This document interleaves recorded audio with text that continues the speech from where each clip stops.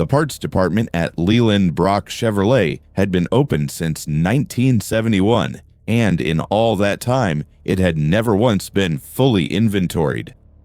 I know that because Dennis told me. Dennis Prater. He'd been the parts manager for 31 years, and when he retired in March, he left behind a department that functioned the way a body functions, not because anyone understood it, but because it had been doing the same thing for so long that understanding wasn't required. You opened in the morning, you filled pick tickets, you matched part numbers to bins, you closed at night. Somewhere in between, the counter guys sold brake pads and alternators and cabin filters, and somewhere behind them, in the long L-shaped room with the steel shelving and the fluorescent tubes that buzzed at two slightly different frequencies, I kept the bins stocked and the overstock organized and the returns processed.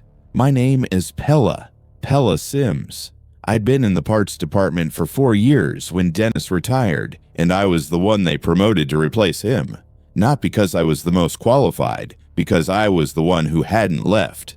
The other two guys in the back, Russ and Miguel, had both transferred to the body shop the previous autumn, and corporate had frozen the hiring requisition for their replacements. So it was me, two counter guys named Harlan and Yo, and a department that served 11 service bays, a body shop, and a wholesale account list that Dennis had maintained on handwritten index cards, held together with a rubber band in his desk drawer. The desk was mine now. The cards were mine. And on my third day in the chair, I found the scanner. It was in the bottom left drawer, under a phone book from 2009, and a bag of cough drops so old the wrappers had fused together. A Welch Allen barcode scanner, serial corded, beige plastic, with a trigger grip and a red laser window that had yellowed to the color of weak tea.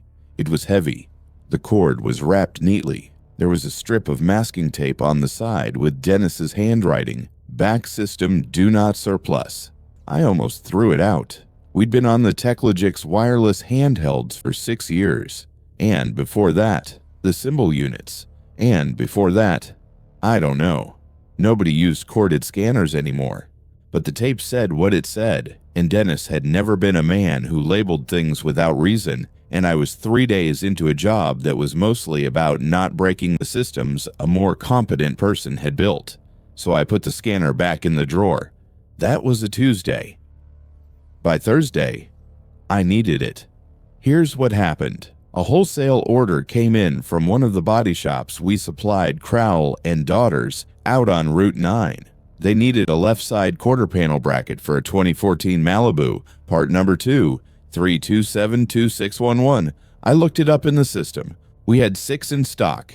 Bin location P-14-D-3. I walked back, found the bin, and it was empty. That happens. The system says 6. The bin says 0. Somebody miscounted or mispicked, or the return never got restocked. I adjusted the count to 0, ordered replacements, back-ordered the Crowell ticket, and moved on. Except the next morning, the system said 6 again. I thought it was a sync error. Our DMS dealer management system ran on Reynolds and Reynolds, and the inventory module had quirks. Sometimes counts reverted overnight if the nightly batch process failed.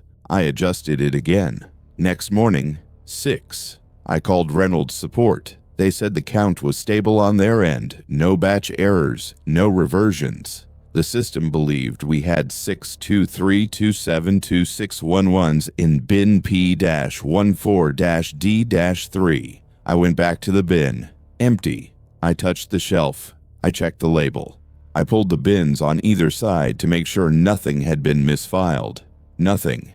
Then, for reasons I can explain only as stubbornness, I went to the desk, opened the bottom drawer, unwound the cord on Dennis's old scanner, and plugged it into the serial port on the back of the inventory terminal. The terminal didn't recognize it at first. I had to go into device settings and manually select the COM port. The driver was already installed, had been for years, apparently, just sitting dormant in the system profile. When the scanner finally connected, the terminal beeped once, and a second inventory window opened on the screen. Not the Reynolds module, something older. A black screen with green monospace text, a cursor blinking at the top. It looked like a DOS interface from 1993. I didn't recognize the program. There was no header, no title bar, no menu, just a blinking cursor and, in the top right corner, a small string of text, INV-B/active/1347 entries, 1,400 entries. Our entire parts inventory in the Reynolds system was around 9,000 SKUs. This was something else, a secondary database, something Dennis had maintained on the side. I carried the scanner back to bin P-14-D-3 and scanned the shelf label. The terminal beeped. The green screen populated. It didn't show 232726111. It showed a different number. 0011-0351-PD-RESP, quantity 6, status dormant, last activity, November 7th, 2024.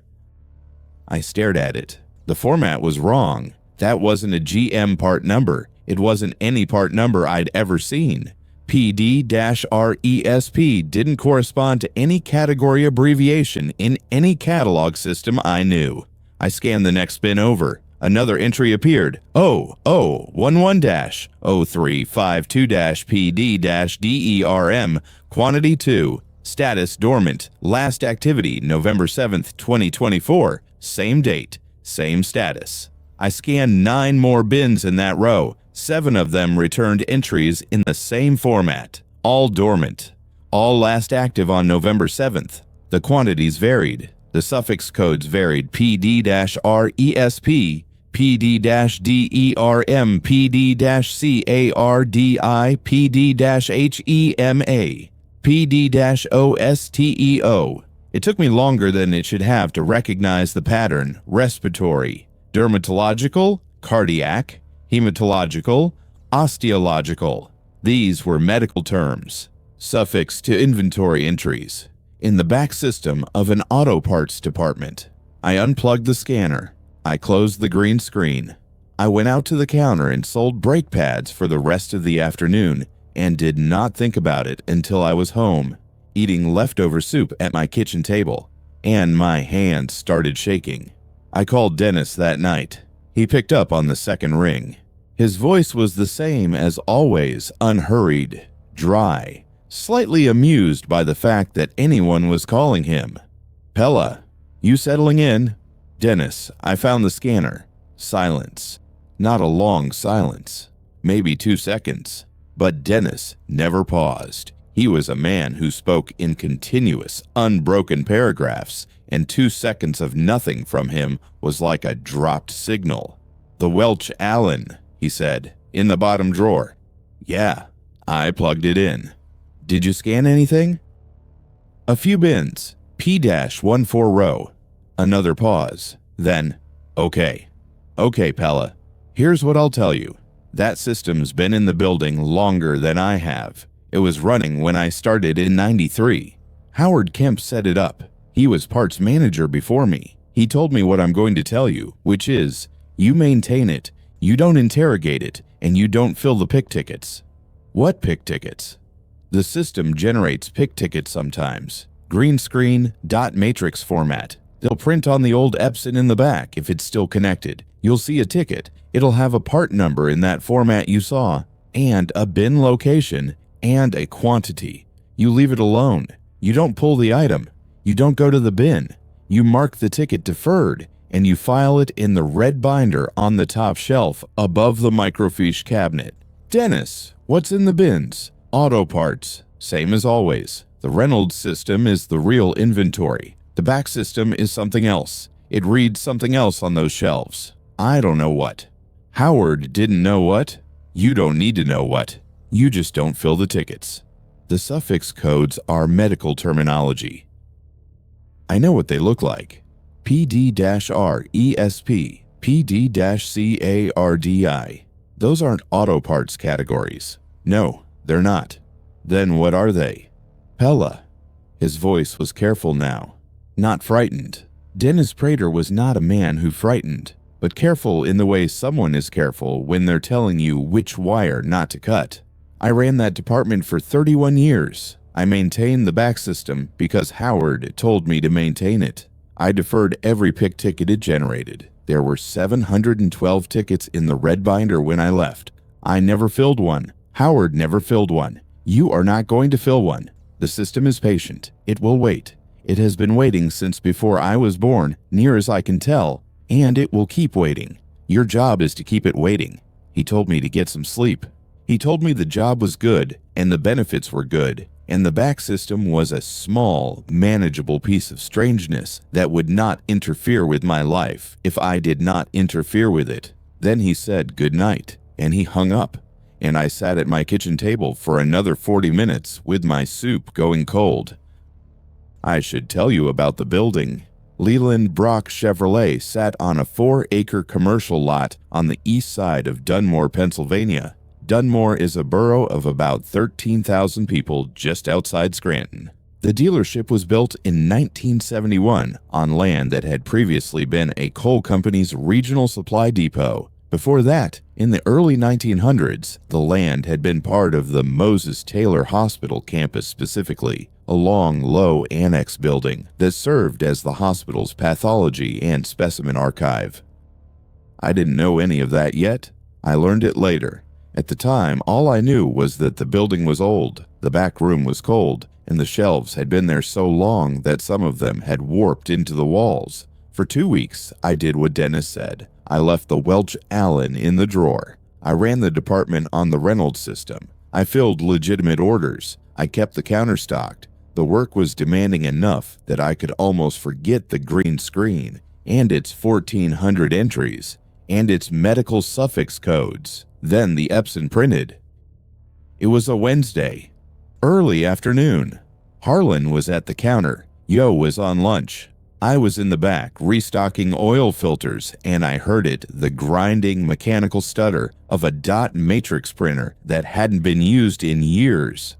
I hadn't even known the Epson was still connected. It sat on a metal shelf in the corner behind the microfiche cabinet, covered in a layer of dust so thick it looked upholstered, but it was printing. The paper was old continuous feed, yellow-white with perforated edges, and it was feeding through one shuddering line at a time. I walked over and watched it finish.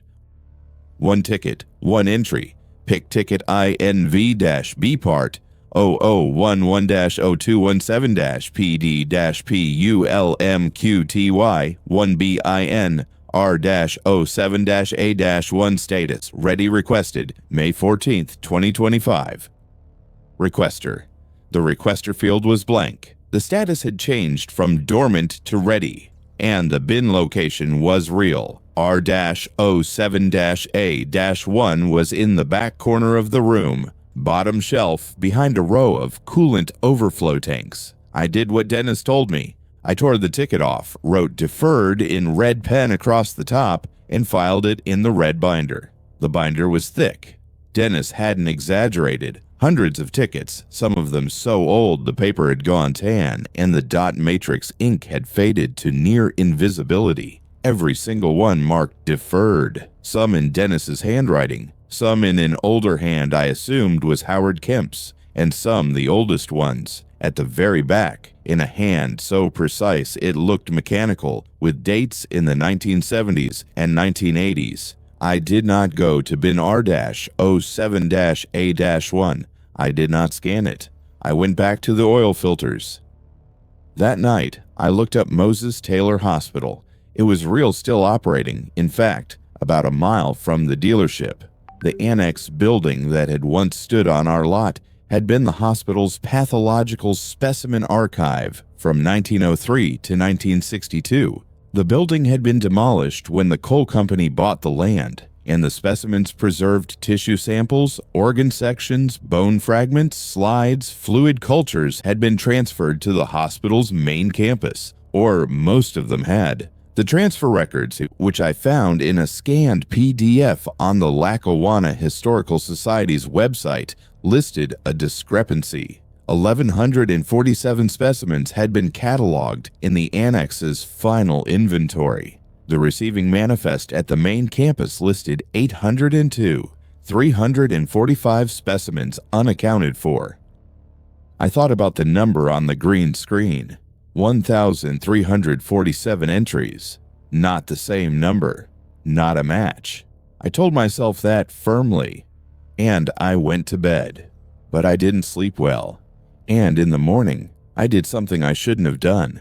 I went to work early before Harlan and Yo arrived, and I plugged in the Welch Allen, and I scanned bin R-07-A-1. 0011-0217-PD-PULM-QTY1. Status ready. Last activity, May 14th, 2025. Note, requester pending. Maintain temperature. There was a note field. The older entries I'd scanned hadn't had notes. This one did. Maintain temperature. I looked at the bin. It held 3 coolant overflow tanks, factory boxed, exactly as they should be. I touched the shelf. It was cold. Not room temperature cold. The back room was always cool, but noticeably, specifically cold. The kind of cold that has a boundary. I moved my hand 6 inches to the left, and the temperature was normal. I moved it back, and it was cold again, localized to that one bin, as if something inside it was being refrigerated from below. The shelf was steel. Below it was concrete floor. There was nothing beneath it that could produce cold. I pulled the coolant tanks off the shelf. Underneath them, the shelf liner, a sheet of old rubber matting, cracked and black, was frosted. A thin, crystalline layer of condensation, like the inside of a freezer door. I peeled the matting back. Underneath was the steel shelf surface, and on it, scratched into the metal with something sharp, was a number, 0011-0217. The shelf itself was labeled, in the original system, by someone who had numbered these locations long before the auto parts bins were assigned. I put the matting back. I put the tanks back. I unplugged the scanner. And I called Dennis. He didn't answer. I called 4 times that day. He didn't answer any of them. That night, I drove to his house, a small Cape Cod in Clark's Summit, 15 minutes away. His wife, Mary Ann, answered the door. She told me Dennis was in the hospital. He'd had a cardiac event, not a heart attack.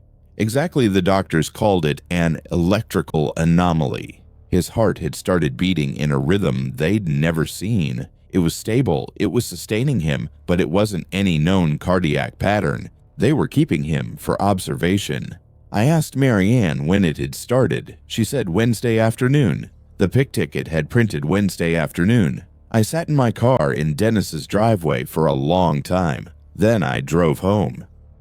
The next morning, there was a second ticket in the Epson's tray. I hadn't heard it print. The building had been locked overnight. The printer wasn't on a timer, but the ticket was there. The paper, freshly torn at the perforation, still curled from the feed roller. Pick ticket ENV-B part 0011-03 51-PD-RESPQTY 1BIN P-14-D-3. Status ready, requested May 16, 2025. Requester Prater D. Dennis's name was in the requester field. I read it 3 times, then I read it again. The part was from the P-14 row, the same row I'd scanned on my first day with the old scanner, the same bin that had shown 6 of 0011-0351-PD-RESP, status dormant. Now, one of those 6 had gone ready, and the system had generated a pick ticket, and the requester was a man lying in a hospital bed with an unexplained cardiac rhythm. PD-RESP, respiratory. I called the hospital. I asked about Dennis Prater's condition. The nurse told me he was stable, but that he'd developed some minor respiratory congestion overnight. They were monitoring it. Nothing alarming. I hung up and sat at the desk and looked at the ticket. Deferred. That was my job. Write deferred and file it and let the system wait. Dennis had done it 712 times. Howard Kemp had done it before that. The system was patient. It would keep waiting. But the system had never put a name in the requester field before. I went through the entire red binder. Every single ticket, from the 1970s to Dennis's last one in February, had a blank requester field. Everyone. Until now. I deferred the ticket. I filed it. I worked the counter because Harlan called in sick and Yo couldn't handle the traffic alone. I sold brake pads and wiper blades and cabin filters. I printed invoices. I ate lunch in the break room. And around 2 in the afternoon, the Epson started printing again. I could hear it from the counter. That shuddering, grinding sound. Yo heard it too. "What is that?" he said. "Old printer," I said. "Probably a test page. I'll check it." I walked back. The ticket was still printing, feeding through one line at a time, but this one was longer. Much longer. The paper was scrolling past the tear edge, pooling on the shelf below the printer. I watched it print for 2 full minutes. It wasn't a pick ticket. It was a list. A long columnar list. 3 columns: name, part number, suffix, and status. The names were people, real names, full names with middle initials, and beside each name, a suffix PD-RESP, PD-CARDI, PD-HEMA, PD-DERM, PD-OSTEO, PD-PULM, PD-NEUR, PD-HEPA, PD-RENA, and a status. Most were dormant, some were pending, a few were ready. There were over 300 names. I scanned the list. I didn't recognize most of them, but I recognized some. Dennis Prater PD-RESP ready. Howard Kemp PD-CARD I filled. Filled. Not deferred. Filled. Howard Kemp had died of a heart attack in 1992. That was why Dennis had taken over. I kept reading. Other names I recognized. Marianne Prater PD-HEPA dormant. Harlan Weeks PD-Derm dormant. Yosef Kalani PD-Osteo dormant. Pella Sims PD-NEUR dormant. My name was on the list. My suffix was PD-NEUR. Neurological. My status was dormant. I tore the paper from the printer. I folded it. I put it in my bag. Then I went to the bathroom and sat on the closed lid of the toilet and pressed my palms against my knees until they stopped shaking. Here is what I understood. The back system was an inventory. It was tracking something in those bins, something that corresponded to medical specimen categories: pulmonary, respiratory, cardiac, neurological. The entries were dormant until they became ready, and they became ready when a corresponding person, a specific named person, needed something. And the pick ticket was a request to pull a specimen from a bin and... what? Deliver it? Administer it? The system didn't say. It only said pick. It only said quantity. It only said bin.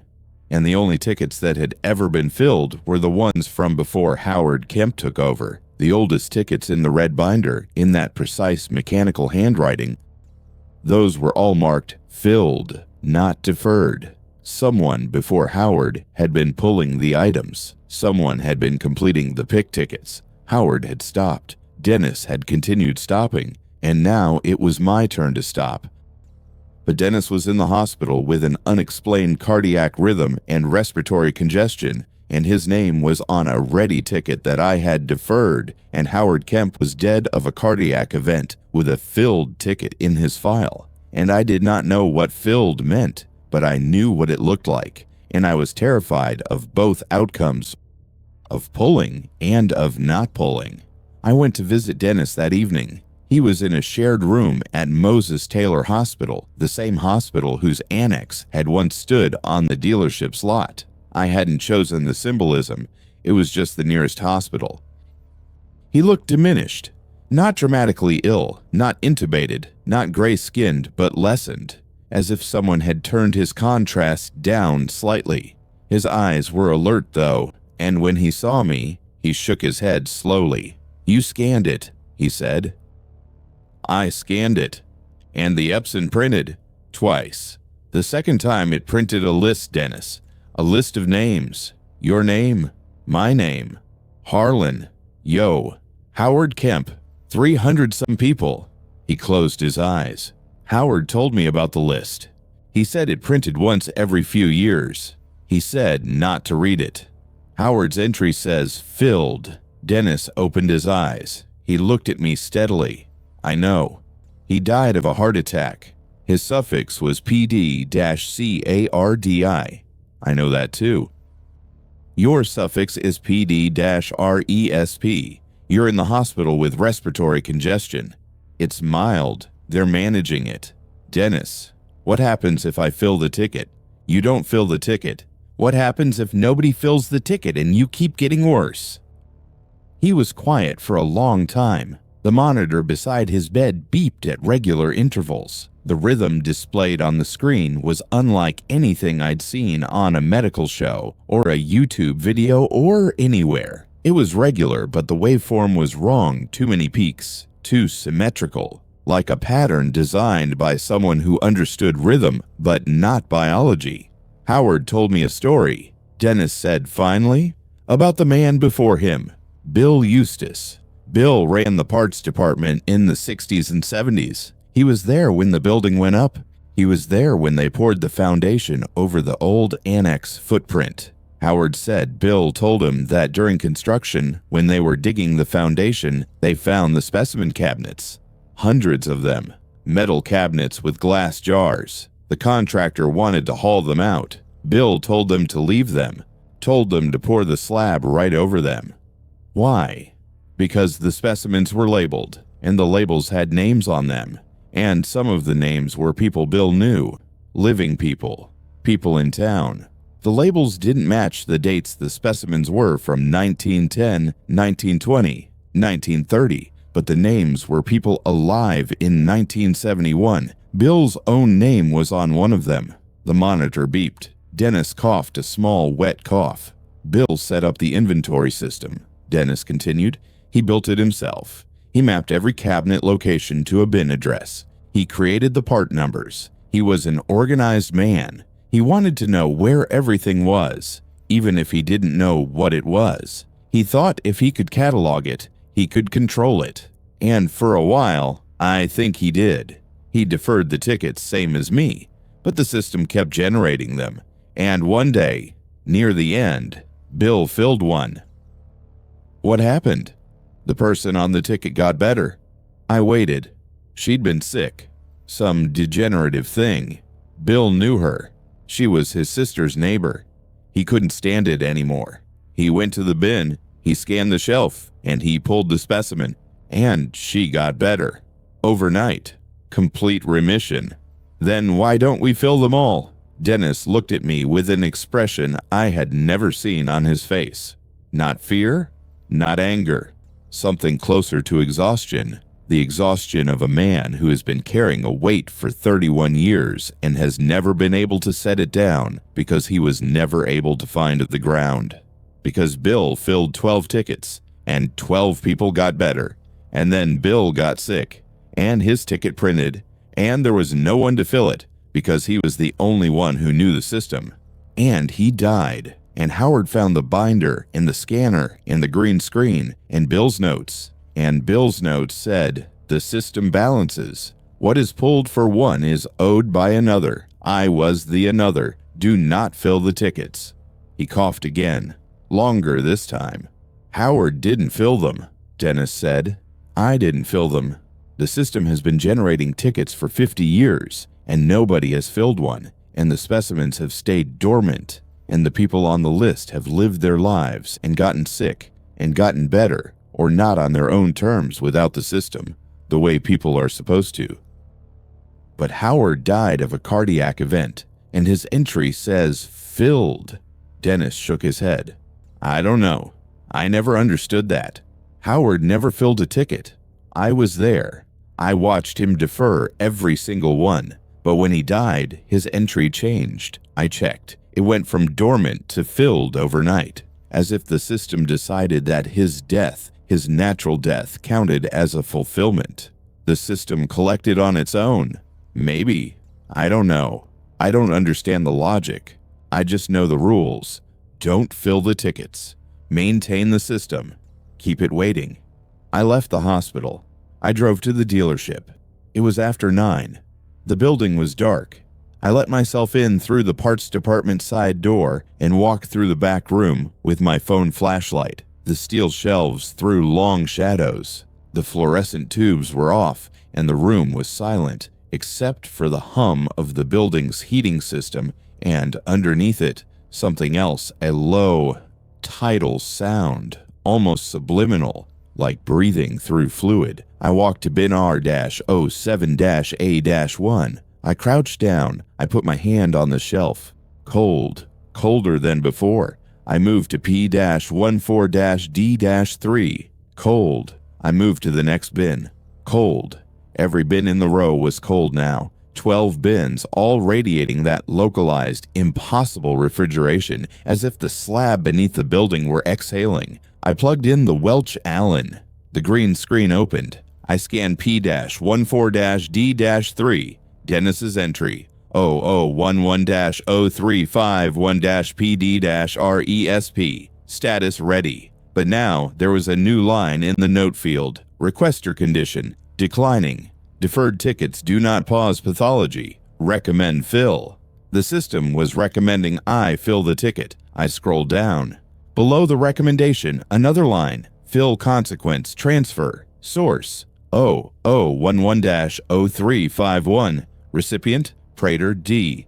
Offset debit, next ready requester in queue. Transfer, offset debit, next ready requester. The system was telling me in plain inventory language what would happen. I pulled the respiratory specimen. Dennis gets better. The cost is applied to the next person whose status goes ready. I looked at the list I'd printed. 312 names, 18 pending, 4 ready Dennis, and 3 others I didn't know. The rest dormant. If I filled Dennis's ticket, the debt would pass to the next ready name. A person I didn't know. A person who might get sicker. A person who might die. And if I didn't fill it, Dennis would keep declining on his own. And the system would keep waiting. And eventually his entry might change to filled on its own, the way Howard's had. Collected, natural death reframed as fulfillment. I unplugged the scanner. I drove home. I didn't sleep. Over the next 3 days, Dennis got worse. The respiratory congestion deepened. They moved him to a room with supplemental oxygen. Marianne called me, crying, asking if I knew what was happening. I told her I didn't. That was a lie, and it sat in my chest like a stone. On the 3rd day, the Epson printed again. I heard it from the counter. I excused myself, walked back, and tore off the ticket. Pick ticket INV-B part 0011-0351-PD-RESP QTY 1BIN P-14-D-3. Status critical requested May 19, 2025. Requester Prater D. Note, deferred status does not confer protection. Deferred status confers delay. Delay has elapsed. The status had changed from ready to critical, and the note was clear. Deferring didn't protect Dennis, it only delayed the system. And now the delay was over. I held the ticket. I could feel the cold from the back shelves 15 feet away, pressing against the air like a front moving in. Yo was at the counter. Harlan was out sick again 2 days now, a skin rash that wouldn't respond to treatment.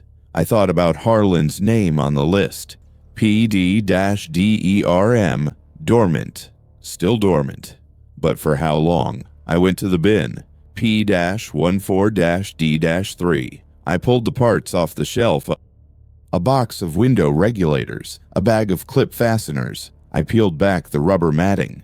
The frost was thicker now. I could see it, a white crystalline layer that crackled under my fingers. Beneath it, the shelf surface was so cold it burned my skin and scratched into the metal. The number 0011-0351. I put my hand flat on the shelf.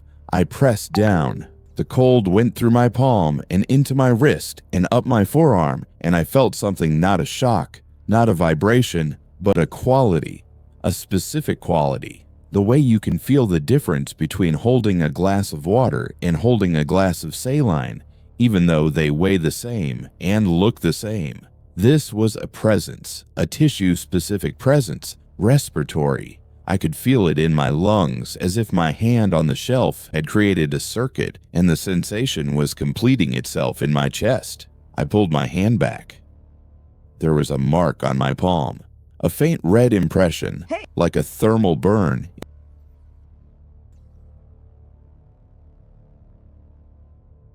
I thought about Dennis in his hospital bed, breathing through a tube, his cardiac monitor tracing that alien rhythm. I thought about Howard Kemp, dead in 1992, his entry changing to filled after the fact, the system collecting what it was owed. I thought about Bill Eustace, who had filled 12 tickets and healed 12 people and paid for it with his life. I thought about the offset debit, the next ready requester in queue. I wrote deferred on the ticket. And then I did something else, something that wasn't in Dennis's rules or Howard's rules or Bill Eustace's notes. I picked up the Welch Allen. I plugged it in. I opened the green screen, and I started scanning every bin in the back room. Not to fill tickets, not to pull specimens. I wanted to see the whole system. I wanted to understand its shape. It took me 4 hours. I scanned all 312 active bins, the bins that returned entries on the back system, layered beneath the auto parts the Reynolds system saw. The green screen compiled the data as I scanned, a complete map of the sub-inventory, bin by bin, specimen by specimen. When I was done, I had the full picture. The specimens were arranged anatomically. The left side of the room corresponded to the left side of the body, the right side to the right. The P row was pulmonary and respiratory. The R row was renal and hepatic. The C row, top shelves, was cranial neurological. My row, PD-NEUR, my suffix, my bin. The system wasn't just an inventory, it was a body. The entire back room was laid out like a body, and the specimens were organs, tissues, systems, preserved in jars beneath the concrete slab since 1903, each one mapped to a living person, each one waiting. And the old scanner was the only tool that could see it, because the old scanner was still reading from the original database, the one Bill Eustace had built on top of the Annex's catalog system, the one that predated Reynolds and Techlogix and every digital upgrade that had been layered over it like topsoil over a graveyard. I found my bin, C-03-B-2, top shelf left side, neurological. I didn't scan it. I didn't touch it. I backed away. I printed the complete bin map from the green screen. Then I unplugged the scanner and locked it in the drawer and went home. That night, I couldn't stop thinking about the map, the body-shaped arrangement, the way the system had organized itself or been organized to mirror human anatomy. The specimens weren't random. They were a catalog of parts waiting to be matched to people, waiting for the people to need them. And the pick tickets were the system's way of saying, this person needs this part now. And filling the ticket meant, what? Touching the shelf? Acknowledging the presence? Creating the circuit I'd felt when I'd pressed my hand to P-14-D-3. I didn't know the mechanism. Bill Eustace's note said he pulled the specimen, but you can't pull a specimen that's sealed under a concrete slab. Unless pulling didn't mean physical extraction, unless it meant something else. Activation, release, permission. The next morning, I went to the hospital. Dennis was on a ventilator. Marianne was in the hallway, her face swollen from crying. The doctors said his lungs were filling with fluid. They didn't know why. The chest x-ray showed a pattern they described as architecturally anomalous. The fluid wasn't pooling the way pneumonia fluid pools. It was structured, organized, as if something were building itself inside his lungs. I went back to the dealership. I went to the back room. I went to P-14-D-3. I knelt. I peeled back the matting. The frost was so thick now it looked like fur. The cold radiated outward. I could see my breath. I put both hands on the shelf. The circuit completed. I felt it in my lungs, that tissue-specific resonance, that quality of presence, respiratory, dense, wet, alive. It filled my chest like a breath taken underwater. My eyes watered, my hands burned. And then I said aloud to the empty room, to the steel shelves, to the concrete slab, and whatever was sealed beneath it, "I'm filling the ticket for Dennis Prater, 0011-0351-PD-RESP, quantity 1. I'm filling it." The cold snapped. It didn't fade. It broke, like a circuit tripping, like a breaker cutting power. The frost vanished from under my fingers. The shelf was room temperature. The air in the back room shifted, and for 1 second, I smelled something I can only describe as institutional formaldehyde and old paper and the kind of antiseptic that hasn't been manufactured in decades. Then it was gone. I stood up. I walked to the green screen. Dennis's entry had changed. 0011-0351-PD-RESP QTY0. Status filled. Last activity, May 21st, 2025. Offset debit queued. I called the hospital an hour later. Marianne answered, laughing and crying at the same time. Dennis's lungs had cleared spontaneously. The fluid was gone. The X-ray was clean. The doctors were calling it remarkable. They were talking about sending him home. I should have felt relief. I did feel relief. But I also felt the other thing, the offset debit, queued, waiting in the system like an invoice, not yet routed, a cost assigned, but not yet collected. Someone in the queue would go, ready. Someone's ticket would print, and that ticket would exist because I had filled Dennis's. For 2 weeks, nothing happened. Dennis came home. His cardiac rhythm normalized. He called me, his voice strong and clear, and thanked me for visiting, and did not mention the back system, and I did not mention what I had done. The Epson was silent. The green screen, when I checked it, showed no new ready entries. The offset debit line on Dennis's record still said, queued. Everything was waiting. Then Harlan came back to work. His rash was worse, not just a rash anymore, but a deep subcutaneous inflammation that made his forearms look swollen and shiny. He said the dermatologist was stumped. He said it had started 3 weeks ago and was migrating toward his torso. I went to the green screen. Harlan Weeks. 0011-0224-PD-DERM. Status. Ready. The debit had landed. The Epson printed that afternoon. A pick ticket for Harlan. PD-DERM. BIN S-09-C-4. I held the ticket and I understood finally, completely, what the system was.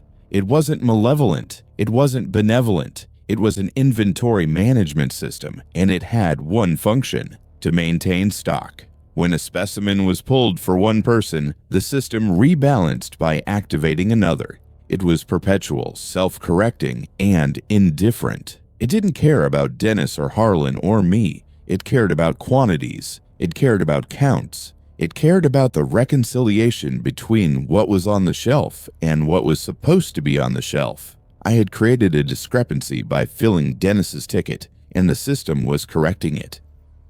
I could fill Harlan's ticket, and someone else would go ready, and I could fill theirs, and someone else, and someone else.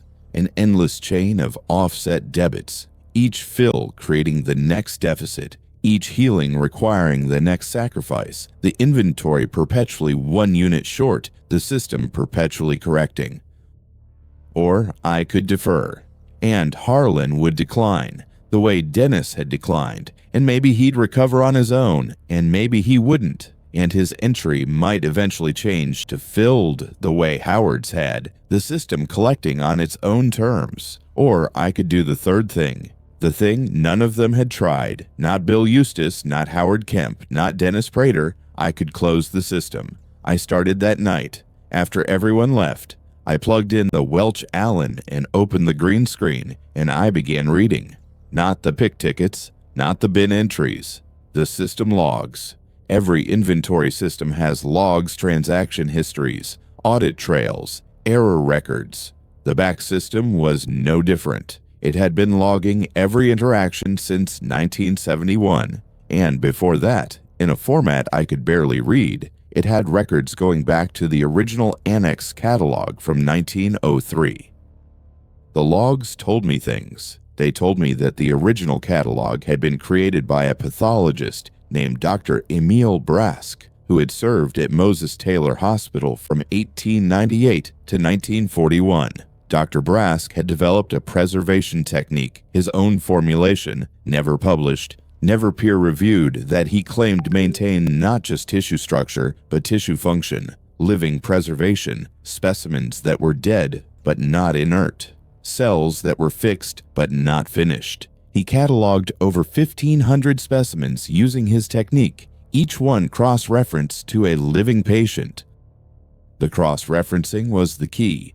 Dr. Brask believed that a preserved specimen maintained a connection to its source, that a section of lung tissue properly preserved remained in some way continuous with the lung it had come from, and if the source lung failed, the preserved specimen could be activated to restore function, not as a transplant, not as a graft, as a resonance, a sympathetic restoration across distance, mediated by the catalog itself. The catalog was the instrument. The act of cataloging, of assigning a number, a location, a status, was what created the link. The specimen alone was inert. The catalog made it active. And the inventory system that Bill Eustace had digitized in 1971 was a direct translation of Dr. Brask's catalog, preserved in software, still maintaining the links, still tracking the connections, still generating pick tickets when a linked person's corresponding tissue began to fail. The system didn't create the illness, it detected it. The pick ticket was a diagnosis and a remedy. In one, the system saying, this person's lungs are failing, and here is the preserved tissue that can restore them. All someone had to do was fill the ticket, activate the resonance, let the specimen do what Dr. Brask had designed it to do. But Brask's system had a conservation law. The logs called it equilibrium maintenance. The total quantity of active preserved function in the catalog had to remain constant. If you activated one specimen to heal one person, another specimen had to compensate to go ready, to begin drawing on its linked person's health, maintaining the overall balance. A closed system. Thermodynamic. Unbreakable from within. From within. I read that phrase in the logs 3 times. Unbreakable from within, which implied it could be broken from without. I searched the logs for more. I found a maintenance subroutine, a set of instructions, written in a format I barely understood, that described the conditions for system shutdown. The catalog could be deactivated, the links could be severed, but the shutdown protocol required something specific, a simultaneous scan of every active bin using the original catalog interface. All 312 bins, scanned in sequence, within a single session, without closing the interface between scans. A full inventory, the one thing Dennis said had never been done. The system needed to be fully inventoried, every specimen accounted for, every bin scanned, every entry confirmed, and then, at the end, a final command entered: close catalog, release all links, return to inert. Dr. Brask had built in a kill switch. He'd designed the system to be closable, but closing it required the one thing that nobody had ever done, because everybody who managed the system had been told the same thing: maintain it, defer the tickets, don't interrogate it, don't touch it, keep it waiting. The instruction to not fully inventory the back room wasn't caution. It was the system's own self-preservation, passed down through each manager as received wisdom, ensuring that no one ever completed the one process that could shut it down. I deferred Harlan's ticket. I filed it in the red binder, and I began planning. It took me 3 nights. I came in after closing, unlocked the parts department, plugged in the Welch Allen, and started scanning. Methodically, bin by bin, row by row. The green screen logged each scan, and I watched the session counter climb. The room got colder as I worked, not localized now, but general, the whole space dropping in temperature, as if the slab beneath the floor were asserting itself, pressing upward through the concrete, reminding me what was down there. By the second night, the cold was severe enough that I could see my breath in every aisle. The fluorescent tubes flickered, The Epson began printing continuously, ticket after ticket, dozens of them. Names I didn't know, all status critical, all requester fields populated, the system generating demand faster than I could scan, as if it understood what I was doing and was trying to overwhelm me with moral weight. Every ticket was a person. Every ticket was a need. Every ticket was the system saying, you could help them. You could fill this. Why are you shutting me down instead of helping them? I didn't read the names. I deferred the tickets in bulk, a red pen slash across each one, stacked in the binder, which was now too full to close. And I kept scanning. On the third night, I reached bin 311. One bin left. C-03-B-2. Top shelf left side. My bin. I climbed the step stool. The shelf was so cold that the metal had frosted over entirely, a thick white layer that crunched under my fingers. I held the scanner up. The red laser window glowed through the yellowed plastic. I aimed it at the shelf label, and the green screen across the room on the terminal spoke. Not a beep, not a system sound. A voice. Thin, formal, accented Eastern European maybe, clipped and precise. It came through the terminal's ancient internal speaker, crackling with static. You are the first to attempt a full count. I stood on the step stool holding the scanner, my breath clouding in front of me. The system is not designed to cause suffering, the voice said. It is designed to prevent it. You are deactivating a preservation network that has maintained 312 therapeutic links for over a century. The people on this list will lose access to their specimens. Future pathology in those tissue systems will progress without intervention. You are choosing natural mortality over managed care. Managed care with offset debits, I said. Managed care that makes someone else sick every time it heals someone. Equilibrium is not punishment, it is physics. The total preserved function in this catalog is finite. It cannot be created or destroyed, only redistributed. The debits are a reallocation, not a penalty.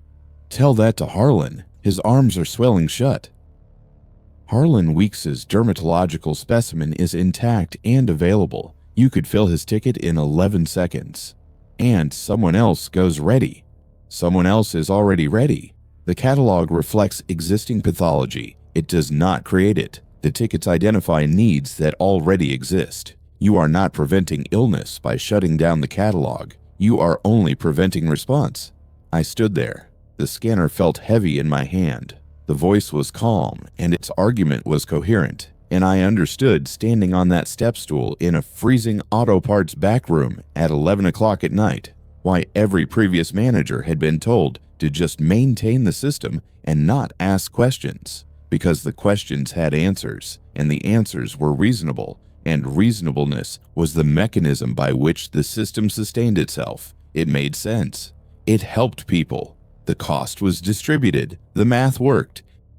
And all it required was that someone stand in this room forever, managing an inventory of human tissue specimens sealed under a concrete slab by a dead pathologist who had never asked anyone's permission to preserve a piece of their body and link it to a database that would track their health for the rest of their lives and the lives of their descendants.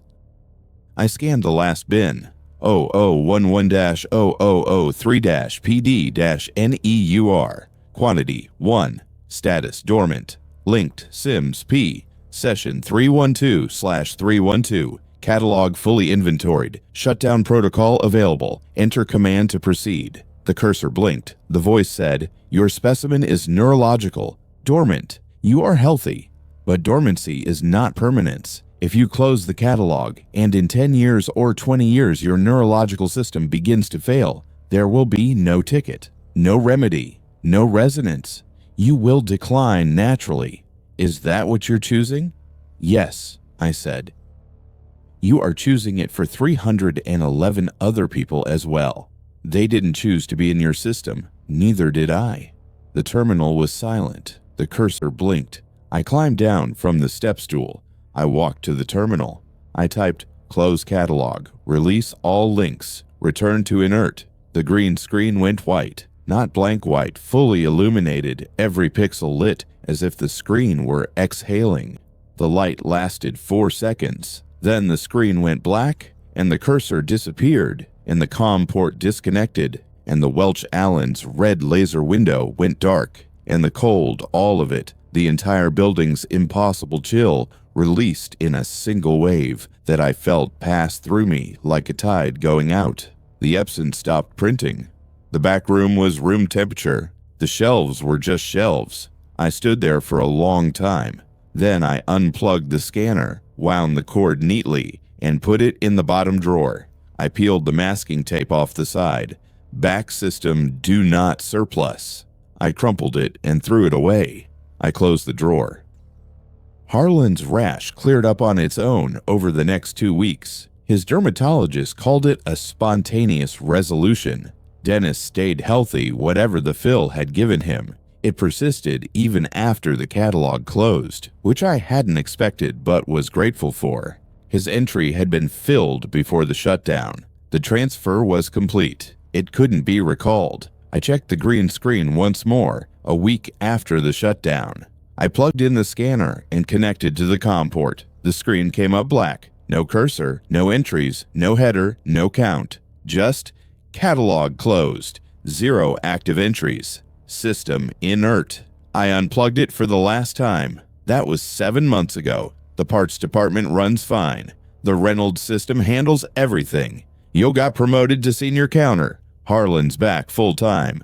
I manage the inventory, the wholesale accounts, the scheduling, the returns.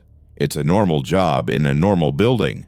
But sometimes, late in the afternoon, when the light comes through the high windows in the back room and hits the steel shelving at a certain angle, I see the frost.